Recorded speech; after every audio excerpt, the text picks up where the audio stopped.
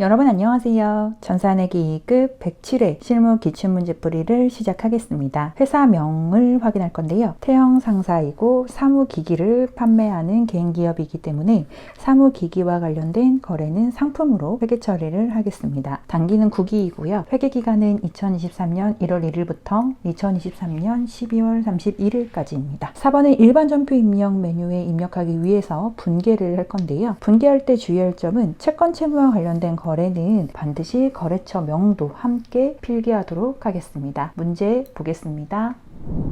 4-1번인데요. 7월 5일 거래입니다. 세무은행으로부터 1,000만 원을 3개월간 차입하고 선이자 30만 원을 제외하고 잔액을 당사 보통예금 계좌에 입금되었다. 선이자는 이자 비용으로 처리를 하고 하나의 전표로 입력할 것. 먼저 이자 비용이 발생되는 거기 때문에 비용의 발생은 차변이죠. 차변의 이자 비용이 선이자만큼 30만 원 발생하고요. 나머지만 보통예금 계좌에 입금이 되었기 때문에 총 차입한 금액 1,000만 원에서 30만 원을 제외한 970만 원만 보통예금 계좌에 입금이 되겠습니다. 차입했을 때는요, 기간이 중요한데 1년 이내라면 단기 차입금이 되겠죠. 1년 이상이라면 장기 차입금. 그렇기 때문에 대변에는 단기 차입금이라는 유동 부채가 증가하고요. 금액은 총 1,000만 원 증가하겠습니다. 단기 차입금은 채무이기 때문에 거래처명을 반드시 기재를 해야 하고요. 거래처명은 세무은행에서 차입을 해봤기 때문에 단기 차입금 실무 프로그램에 입력할 때 세무은행 거래처 코드 검색해서 반드시 입력할 수 있도록 해주시기 바랍니다. 다음 문제 보겠습니다. 2번입니다. 7월 7일 거래이고요. 상품을 매입하고 받은 거래 명세표이고 대금은 전액 외상으로 하였습니다. 거래 명세표에서 금액을 확인해야 하는데요. 금액은 반드시 합계 금액을 확인해야 되고요. 합계 금액이 396만 원이 되겠습니다. 입금된 금액이 없고 잔금이 396만 원이기 때문에 외상으로 회계 처리를 해야 됨을 알 수가 있습니다. 상품을 매입했기 때문에 차변의 상품이라는 재고자산이 396만 원 증가하고요. 대변에 는 금액 외상으로 했기 때문에 외상으로 매입한 돈, 외상 매입금이라는 부채가 396만 원 증가하게 되겠습니다. 외상 매입금은 채무이기 때문에 거래처 명을 반드시 입력해야 되고요. 거래처 명을 거래 명세표에서 찾아보면 대림전자가 되겠죠. 대림전자까지 함께 기재하도록 하겠습니다. 다음 문제 보겠습니다. 3번 문제입니다. 8월 3일 거래이고요. 국제전자의 외상매출금 2천만 원 중에서 1,500만 원은 보통예금 계좌로 입금을 했고 잔액은 국제전자가 발행한 어음으로 수취하였다. 먼저 외상매출금 2천만 원을 회수한 경우에 외상매출금은 회수를 했기 때문에 더 이상 받아야 될 금액이 없어지죠. 그렇기 때문에 자산이 감소되는 거래이고요.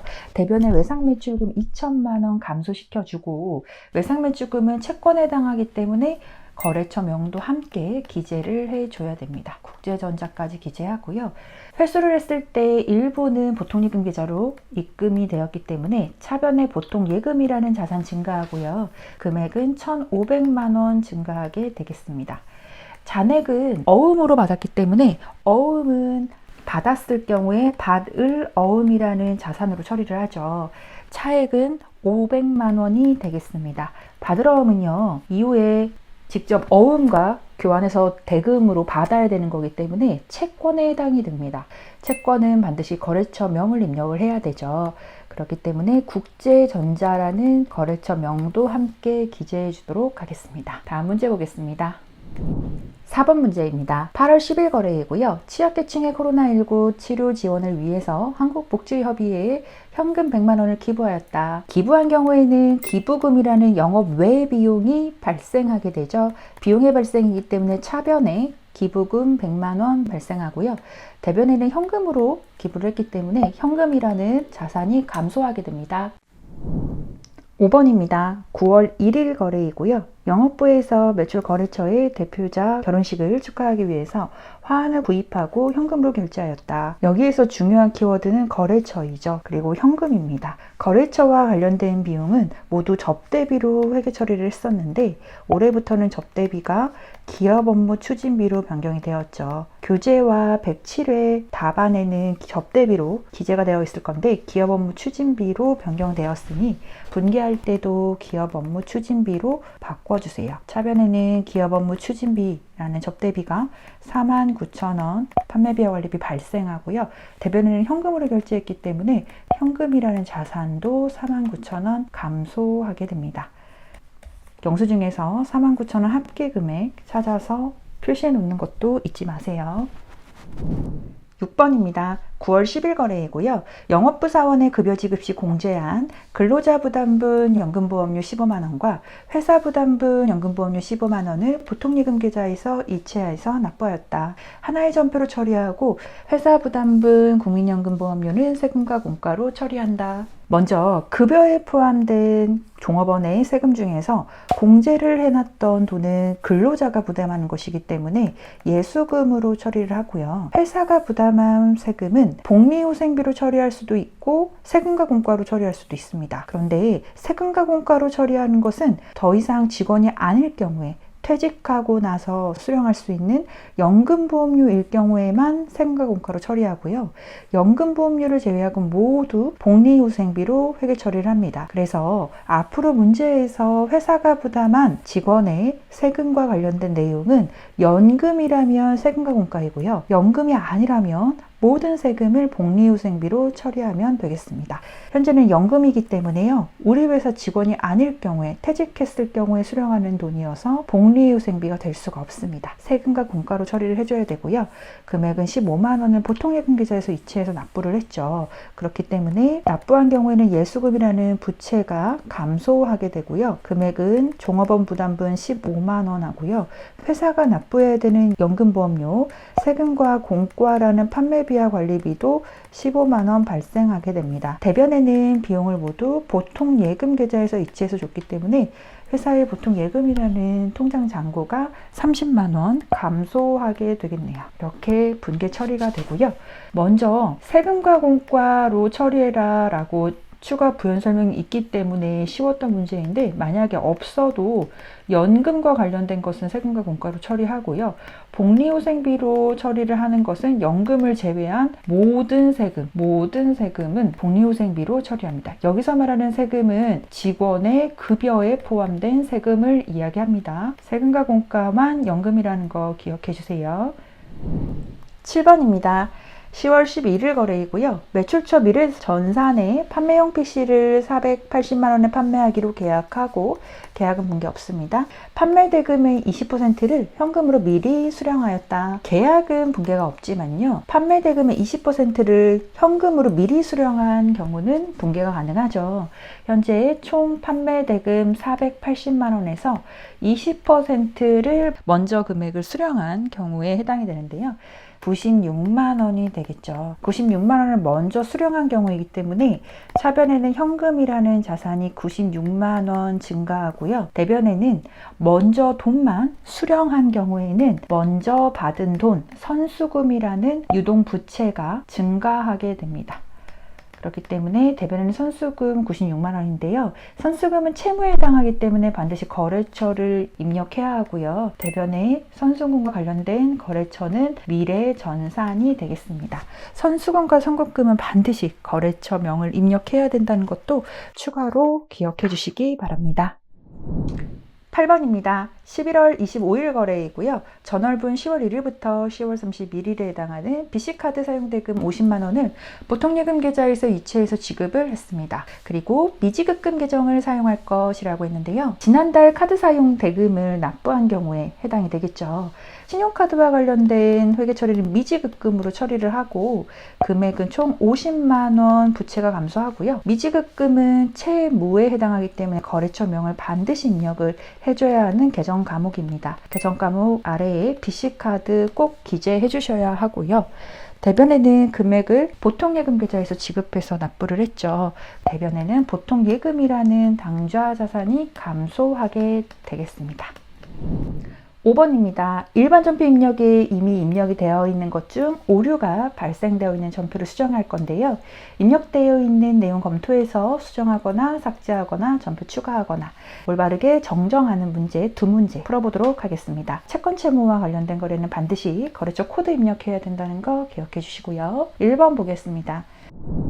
7월 29일 거래이고요. 자본적 지출로 처리해야 할 본사, 건물, 엘리베이터 설치 대금 3천만 원은 보통예금 계좌로 지급을 하면서 수익적 지출로 잘못 처리했다고 합니다. 먼저 유형자산을 수리했을 경우에 처리하는 방법이 두 가지가 있는데요. 자본적 지출을 처리한 경우에는 자산의 가치가 증대되었기 때문에 자산으로 처리를 합니다. 수익적 지출로 처리한 경우에는 건물의 원상 회복, 현상 유지만 위한 것이므로 수선비라는 판매비와 관리비로 처리를 합니다. 현재는 자본적 지출로 처리해야 한다고 했기 때문에 자산의 이름, 건물로 회계 처리를 해주면 되겠습니다. 그런데 수익적 지출로 지금 잘못 처리했죠. 그렇기 때문에 차변의 계정 과목을 수정하는 문제가 되겠네요. 올바르게 분개해보면요. 차변에는 건물이 3천만 원 증가하게 될 거고요. 대변에는 대금을 보통예금을 지급을 했죠. 대변에는 보통예금이라는 자산이 3천만 원 감소하게 될 것입니다. 자본적 지출은 자산의 계정 과목을 쓰면 되고요. 수익적 지출은 수선비로 판매비와 관리비 처리를 한다는 거 기억해 주세요. 2번입니다. 11월 23일 거래이고요. 대표자 개인 소유 주택의 에어컨 설치 비용 150만 원을 회사 보통예금 계좌에서 이체해서 지급하고 비품으로 계상을 하였습니다. 먼저 에어컨 설치 비용이라면 자본적 지출로 처리했다면 비품으로 계상하는 게 맞을 수도 있는데요. 현재는 대표자 개인의 에어컨 설치 비용입니다. 개인 기업인 경우에는 대표자 개인 비용으로 종종 회사의 자금을 사용하는 경우가 있는데요. 이럴 경우에는 모두 인출금으로 회계 처리를 하고요. 인출금 주식회사에는 해당이 되지 않고 개인 기업에만 사용되는 계정 과목으로 볼 수가 있겠습니다. 자본금의 임시 계정이라고 보시면 되고요. 그렇기 때문에 차변에는 인출금이라는 자본 계정 150만 원 감소되고요. 대변에는 비용을 보통예금 계좌에서 지급을 했죠. 대변에는 보통예금이라는 자산이 150만 원 감소하게 되겠습니다. 인출금은 자본금의 임시 계정이기 때문에 인출금으로 쓰셔도 되고요. 자본금으로 쓰셔도 정답을 맞추는 데는 문제가 없기 때문에 자본금과 인출금 둘 다 맞습니다. 대표자 개인적으로 사용할 용도 목적은 모두 인출금으로 회계 처리를 한다는 거 기억해 주세요. 6번 문제는 결산 문제이고요. 결산 정리사항을 입력을 해서 결산을 완료하시오. 입력 시 유의사항은 4번과 5번 동일합니다. 1번 문제 보겠습니다. 영업부에서 소모품 구입 시 당기 비용으로 회계 처리했는데 기말 현재 미사용한 금액은 3만 원이라고 합니다. 구입 시에 비용으로 처리하였다면 결산 시에는 미사용액으로 반드시 분계를 해 주어야 합니다. 현재는 미사용한 금액이 3만 원이기 때문에요. 사용하지 않고 남은 게 있는 거죠. 그렇다면 차변의 소모품이라는 자산이 증가한 걸로 회계 처리를 해줘야 되고요. 대변에는 소모품 B를 기재를 해서 비용을 소멸시켜 줘야 됩니다. 비용으로 모두 구입 시에 회계 처리를 했는데 현재 3만 원만큼은 사용하지 않고 남아있기 때문에 이 금액만큼은 비용을 소멸 처리해 줘야 합니다. 6-2번 문제이고요. 단기 투자 목적으로 1개월 전에 주식회사 동수텔레콤의 주식 50주, 1주당 액면 금액이 5,000원인데 주당 만원에 취득을 했고 기말 현재 이 주식의 공정가치는 주당 12,000원이다. 결산 시에는 주식의 변동된 수정분계를 반드시 해줘야 되는데요. 단기 투자 목적으로 가지고 있는 주식이기 때문에 단기 매매 증권일 거고요. 현재 액면 금액도 있고 취득 금액도 있고 공정가치도 있습니다. 그런데 액면 금액은 효력이 없고요. 취득 금액에서 공정가치를 차감한 차액이 중요합니다. 취득 금액은 만원이고요. 현재 12월 31일에 결산 시 공정가치는 12,000원이에요. 그러면 2,000원만큼 가치가 증가한 걸로 볼 수가 있습니다. 2,000원만큼 가치가 증가했는데요. 총 몇 주를 소유하고 있냐면 50주를 소유하고 있죠. 그렇다면 2,000원 곱하기 50주를 해주면 10만 원이 되겠네요. 10만 원만큼 가치가 증가한 경우입니다. 그렇다면 회사 입장에서는 이익이 발생할 거고요. 차변에는 자산의 가치가 증가할 건데 이때 가치가 증가하는 자산 이름은 주식, 단기 매매 증권 10만 원이 증가할 거고요. 대변에는 단기 매매 증권을 결산 시에 다시 재평가, 평가에서 생긴 이익, 단기 매매 증권 평가 이익이라는 영업 외 비용이 10만 원 발생하게 됩니다. 6-3번이고요. 보험기간이 만료된 자동차 보험을 10월 1일에 갱신하고 보험료가 36만원, 보험기간이 2023년 10월 1일부터 2024년 9월 30일까지 보통예금 계좌에서 이체해서 납부를 했고 전액 비용 처리를 했다고 합니다. 보험료는 월할 계산을 합니다. 보험 기간이 가장 중요한데요. 보험 기간은 10월 1일부터 내년 차기년도 9월 30일까지입니다. 현재는 2023년 12월 31일이 되겠죠. 그렇기 때문에 단기분에 해당하는 보험료와 차기분에 해당하는 보험료가 금액이 다를 겁니다. 올해에 해당하는 보험료를 계산을 하려면요. 36만 원이 1년에 해당하는 보험료가 되겠죠. 그 중에서 1년은 총 12개월 분에 10월, 11월, 현재 12월 31일이기 때문에 총 3개월은 단기분에 해당이 되겠죠. 계산을 하면 총 9만 원이 될 거고요. 차기분 보험료를 계산을 하게 되면 36만 원에 1년은 총 12개월 그리고 9월 30일까지니까 1월 1일부터 9월 30일까지 총 9개월이 차기분에 해당이 되겠죠. 그래서 12분의 9를 계산을 해주게 되면 총 27만 원이 될 겁니다. 그렇기 때문에 단기분은 9만 원이고요. 차기분은 27만 원이에요. 현재 전액 비용으로 처리했기 때문에 비용으로 처리했을 때는 계정 과목이 보험료라는 판매비와 관리비를 발생시켰을 겁니다. 그런데 단기분은 문제가 없어요. 왜냐하면 12월 31일 까지는 이 보험료 기간이 포함이 되기 때문에 이 보험료를 모두 소멸시켜 줄 수가 있는데요. 내년에 해당하는 27만 원은 기간이 올해에 포함되지 않기 때문에 소멸되지 않고 그대로 남아 있는 겁니다. 그렇게 되면 보험료를 소멸시켜 줘야 돼요. 27만 원만큼은 올해에 해당하는 보험료가 아니기 때문에 단기분이 아닌 보험료를 소멸시켜 줘야 돼서 대변에 기재를 해주고요. 차변에는 보험료를 미리 지급한 경우에 해당이 되겠죠. 그렇기 때문에 미리 지급한 보험료 선급 비용 27만 원을 써주고요. 선급 비용은 뒤에 아무리 비용이 있어도 앞에 선급이라는 글자만 집중을 해서요. 미리 지급을 했던 돈이기 때문에 내년도에는 금액 지급하지 않고 뭔가를 받아야 될 권리가 생깁니다. 그렇기 때문에 채권이고요. 자산에 해당이 됩니다. 선급 비용은 자산이어서 차기분에 해당한 거는 자산 처리를 해줘야 되고요. 27만 원 증가하고 대변에는 올해에 해당하지 않는 단기분이 아닌 보험료는 비용을 소멸시켜주는 분계 중요하니까 꼭 기억해 주세요. 마지막 문제 6-4번입니다. 단기차 입금에 대한 이자 비용 미지급액 중에서 2023년 기속분은 60만 원이다. 이자 비용은 비용의 발생인데요. 비용은 지급을 해야 하죠. 그런데 미지급이라고 합니다. 아직 지급하지 않은 이자 비용인데요. 그렇다면 비용은 발생해야 되고요. 60만 원만큼은 지급을 해야 되는데 지급하지 않은 거죠. 그렇기 때문에 미지급이라는 부채도 증가하게 되는 결산분계가 될 것입니다. 정리해보면요. 차변에는 이자 비용이 발생했는데 지급해주지 않았기 때문에 비용 발생되고요. 대변에는 지급하지 않아서 부채도 함께 증가하게 됩니다. 대변에 미지급 비용 60만 원 증가하게 되겠습니다. 차변의 이자 비용 60만 원, 대변의 미지급 비용 60만 원입니다. 107의 실무 기출문제풀이 여기까지고요. 문제 푸느라 고생 많으셨습니다. 감사합니다.